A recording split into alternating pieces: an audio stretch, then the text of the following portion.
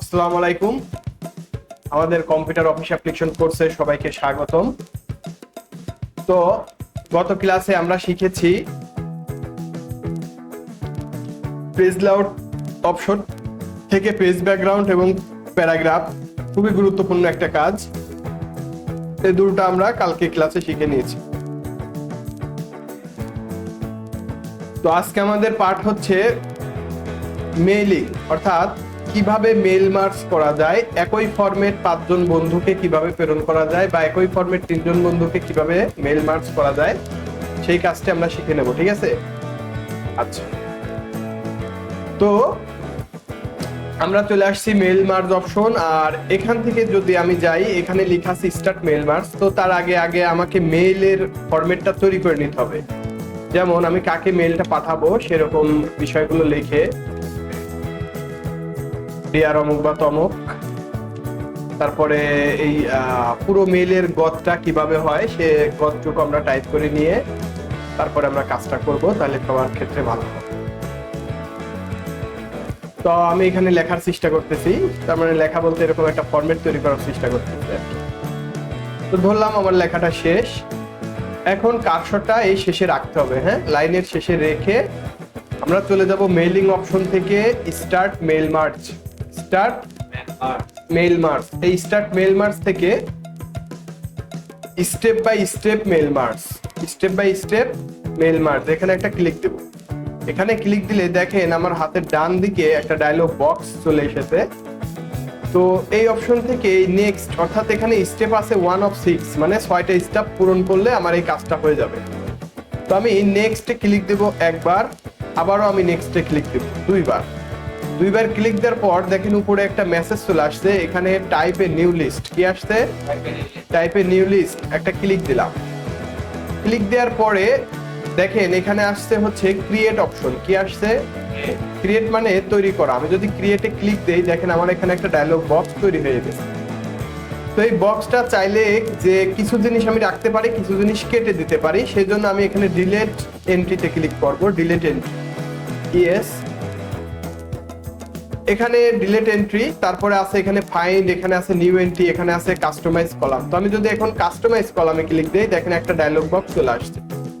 তো ডিলিটে ক্লিক দেওয়ার পর কাস্টমাইজ কলামে ক্লিক দিব। এখানে আমাদের ফিল্ডের নামগুলো চলে আসবে, আর এই নামগুলো যা যা রাখবো আর যা যা রাখবো না সেগুলো আমরা কেটে দেবো। কারণ টাইটেল এটা আমাদের প্রয়োজন হয় না, তাহলে ডিলিট, ইয়েস। ফার্স্ট নেম এটা আমি রাখবো না, কেটে দিলাম। লাস্ট নেম এটা আমি রাখবো না, কেটে দিলাম। কোম্পানি নেম এটা দরকার আছে, তারপরে অ্যাড্রেস লাইন এটা ডিলিট করে দিলাম। তারপরে কোম্পানি, এখানে অ্যাড্রেস লাইন 2 এটা ডিলিট করে দিলাম। সিটি দরকার আছে, স্ট্যাটাস এটা দরকার নাই, জিপ কোড দরকার নাই, কান্ট্রি এটা আমাদের দরকার নাই, হোম ফোন নাম্বার দরকার আছে, ওয়ার্ক ফোন নাম্বার দরকার নাই, ইমেল দরকার আছে। এখন আমরা যদি আরো কিছু অ্যাড করতে চাই, যেমন নাম, ওই ব্যক্তির কি কি নাম হয়, নাম অ্যাড করব, তাহলে এখানে অ্যাডে ক্লিক দেব। অ্যাডে ক্লিক দিলে অ্যাড ফিল্ড চলে আসবে। তাহলে এখানে আমি নেম লিখে ওকে দিব, নেম লিখে ওকে দিয়ে দিলাম। তারপরে আরো কি দিতে পারি, যেমন আরো দিতে পারি যে সে বিবাহিত কি না, এরকম আমরা দিতে পারি, তার এইজ কত, এগুলা ইত্যাদি ইত্যাদি দেওয়া যায়। তো আমি এইজ দিয়ে দিলাম, হ্যাঁ। তো এইভাবে আমরা কিন্তু দিতে পারবো। তো এটা আমি ডিলিট করে দেই, কারণ নেমটা উপরে থাকে, তো উপরে দিলে ভালো হয়। নেম উপরে দিলাম, এই city, home phone, email address ইত্যাদি ইত্যাদি, এগুলা থাকলেই এনাফ। তো আমি এখন ওকে ক্লিক দেবো, ঠিক আছে? তার মানে পুরোটা আমরা কিন্তু তৈরি করে নিলাম। নেওয়ার পরে ওকে ক্লিক দিলাম। তারপরে হচ্ছে কি, এখানে নেম, কোন কোন ব্যক্তির কাছে চিঠিটা প্রেরণ করবো। যদি 5 জন বন্ধু হয় তাহলে 5 জন বন্ধুর অ্যাড্রেস লিখতে হবে। সুমনের কাছে পাঠাবো, তার এইজ যদি ধরলাম 20 বছর, তার সিটি পাবনা, তার হোম ফোন নাম্বার, তার ইমেল অ্যাড্রেস।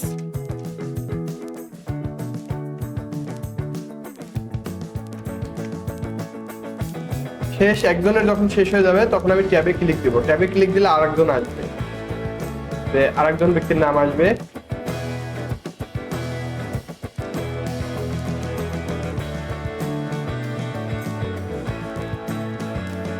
তারপরে তার জিমেইল অ্যাড্রেস দিয়ে দিলাম, আবার ট্যাবে ক্লিক দিলাম আরেকজন।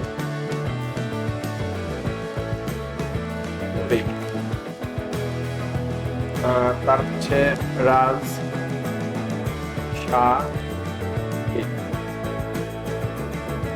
কিংবা লিখলাম হচ্ছে লিখবো আটাই খোলা লিখি,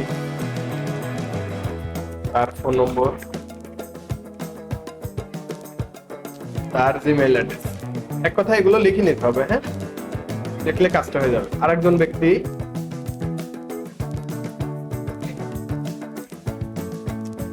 পলাশ, হ্যাঁ, এই চারটাই করে আমরা ঠিক করে দেব।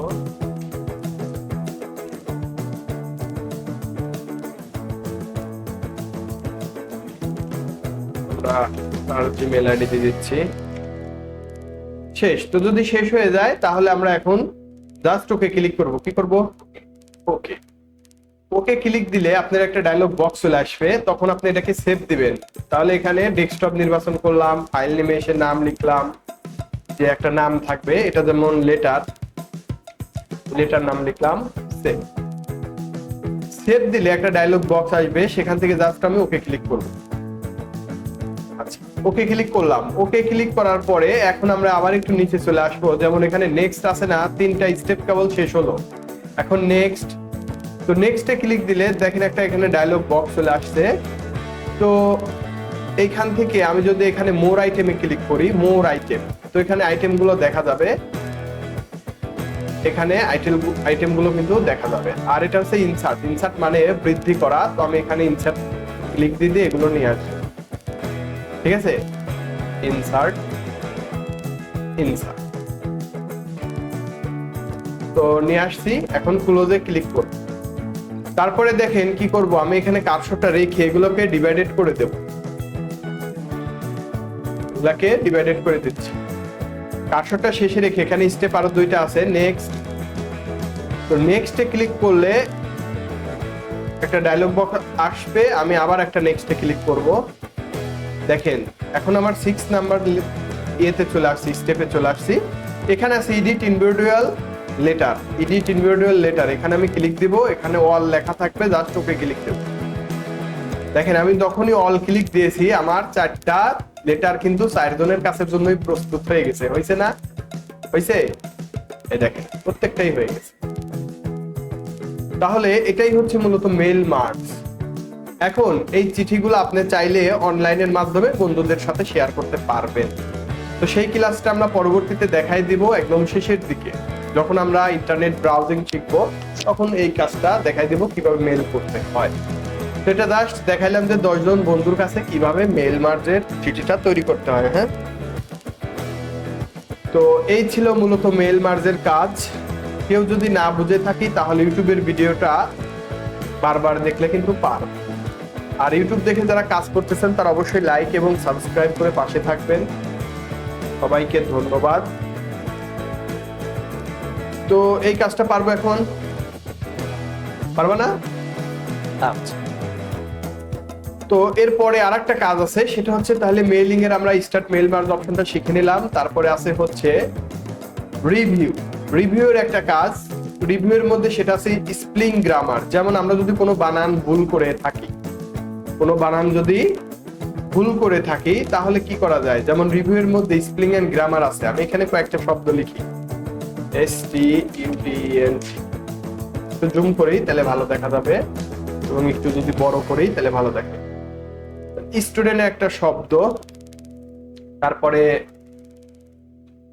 এখানে ইনসার্ট লিখি, এখানে হোম লিখি, এখানে ট্রান্সলেট লিখি। দেখেন আমি বেশ কয়েকটা শব্দ কিন্তু লিখলাম। এখন যদি আসি যে স্টুডেন্টের আমার একটা অক্ষর ভুল আছে, তার মানে কি এখানে লাল দাগ আসছে না? ইনসার্ট বানান ঠিক আছে, হোম ঠিক আছে, ট্রান্সলেট ঠিক আছে। তো এই যে ভুল হইলো, এই ভুলটাকে কিন্তু সংশোধন করা যায়, সেটা হচ্ছে স্পেলিং এন্ড গ্রামার দ্বারা। স্পেলিং এন্ড গ্রামার দ্বারা। তাহলে আমি যদি এখানে স্পেলিং এন্ড গ্রামার একটা ক্লিক দেই, দেখেন কি হয়। আগে কার্সর এখানে রাখতে হবে, তারপর স্পেলিং এন্ড গ্রামারে ক্লিক দিলে আমার হাতের সাথে একটা ডায়লগ বক্স চলে আসছে, স্পেলিং এন্ড গ্রামার, তাই না? দেখেন উপরের যে বানানটা আছে সেটা কিন্তু ভুল আছে, আর এখানে সাজেস্ট করতেছে যেটা, অর্থাৎ সাজেশনের মধ্যে যেটা আছে, এই স্টুডেন্ট বানানটা কিন্তু ঠিক আছে, তাই আছে না? তাই আছে না? হ্যাঁ, যদি ঠিক থাকে তাহলে আমরা কি এটা কি চেঞ্জ করব, অর্থাৎ পরিবর্তন করব। তো যদি দেখি একটা ডকুমেন্টের মধ্যে 100টা বানান এরকম স্টুডেন্ট বানান 100টা ভুল আছে, সেক্ষেত্রে আমি চেঞ্জ অলে ক্লিক করব, সেক্ষেত্রে চেঞ্জ অল। আর যদি দেখি যে না শুধুমাত্র একটাই ভুল আছে, সেক্ষেত্রে আমি কিন্তু শুধু চেঞ্জে ক্লিক করব। তাহলে দেখেন আমি একটা চেঞ্জে ক্লিক দিলাম, তারপরে ওকে দিয়ে দিচ্ছি, এখানে কিন্তু স্টুডেন্ট বানানটা পেয়েছি। সুন্দর না? এখন দেখেন এই ইনসার্ট বানানের আমি একটা অক্ষর ভুল করে দিচ্ছি, হোম বানানেরও একটা অক্ষর ভুল করে দিচ্ছি, দুইটা বানানে কিন্তু আমার ভুল। এখন যদি আমি স্পেলিং এন্ড গ্রামারে যাই, দেখেন এখানে আমার অনেকগুলো বানান ধরছে। তার মানে কি, প্রথম ইনসার্ট, এই ইনসার্ট বানানটা নিচে যেটা ধরছে এটা কিন্তু ঠিক আছে, আছে না? আচ্ছা, তারপরে কি আবার যদি আমি এখানে চেঞ্জে ক্লিক দেই, তাহলে ইনসার্টটা ঠিক হয়ে গেল। এখন কি HOTEL হবে, এটা কি হবে? হোটেল। তারপরে হট আছে, দেখেন হর্ন আছে, হোম আছে, তো এটা কি হবে? আমি যদি চাই যে না এটা আমার হোম হবে, তাহলে কি এখানে অনেক বানান সাজেস্ট করছে না? কারণ এই বানানটা কিন্তু হোপও হতে পারতো, হোমও হতে পারতো, হিউ, হট, হেয়ার এগুলো হতে পারতো, হোটেল হতে পারতো। তো আমি এখানে হোম হবে যেহেতু, সেহেতু আমি এখানে হোম সিলেক্ট করে চেঞ্জে ক্লিক দিচ্ছি। দেখেন আমার এই বানানগুলো কি তাহলে ঠিক হয়ে গেল না? ঠিক এইটার কাজই মূলত স্পেলিং এন্ড গ্রামার। আর এটার কিবোর্ডের কমান্ড আছে, কিবোর্ডের কমান্ডটা হচ্ছে F7, F7, এই যে কিবোর্ডের F7, অর্থাৎ ফাংশনাল কি F7, এটার কিবোর্ডের কমান্ড, বোঝা গেল? আর এটা মাউস দিয়ে যদি করতে চাই, তাহলে মাউস দিয়ে এখানে রাইট বাটনে ক্লিক দিব, অর্থাৎ কার্সর এখানে রেখে মাউসের রাইট বাটনে ক্লিক দিয়ে তারপর আমরা এটা ঠিক করে নেব, ট্রান্সলেট, ঠিক আছে? মাউস দিয়ে এটাও হবে। আর যদি স্পেলিং এন্ড গ্রামার থেকে অনেকগুলো করতে চাই সেটাও হবে, বোঝা গেল? তাহলে কোনো বানান টাইপিং এর সময় যদি ভুলও যায়, সেটা নিয়ে অত মন খারাপের দরকার নাই, কারণ এক ক্লিকে আমরা ইচ্ছা করলে ঠিক করে দিতে পারবো। ওকে, তো এটাই হচ্ছে স্পেলিং এন্ড গ্রামারের কাজ। আর একটা ছোট্ট কাজ আছে, সেটা হচ্ছে ভিউ। ভিউ মানে হচ্ছে দেখা। যেমন এই ডকুমেন্টটা বা এই পেজটা আমরা কিন্তু দেখতে পাচ্ছি, এই পেজটা কি রূপে দেখা যাচ্ছে আমরা দেখতে পাচ্ছি। তো ভিউ থেকে এটাকে আমরা জুম করে দেখতে পারি, জুম, অর্থাৎ পেজটাকে আমি কতটুকু জুম করব। যেমন এখানে জুমের সাইজটা দেওয়া যায়, আর এটা প্রিভিউ করে দেখায়। তো জুমের সাইজটা যদি আমি এখানে দেই, যে আমার এখানে আমি কিন্তু বাড়াচ্ছি, মাউসে ক্লিক দিয়ে বাড়াই দিচ্ছি জুমের সাইজটা, যেটা আমার হচ্ছে 210 সাইজ হবে, 210। এখন ওকে দিই, কি আমার লেখাটা 210 সাইজ হয়ে গেল না? এইটাই হচ্ছে সেই জুম। তো জুমটা এখানে কত পার্সেন্ট হবে? আমি যদি এখানে 500% লিখে ওকে দেই, তাহলে কিন্তু এটা 500 আকারে জুম হয়ে যাবে।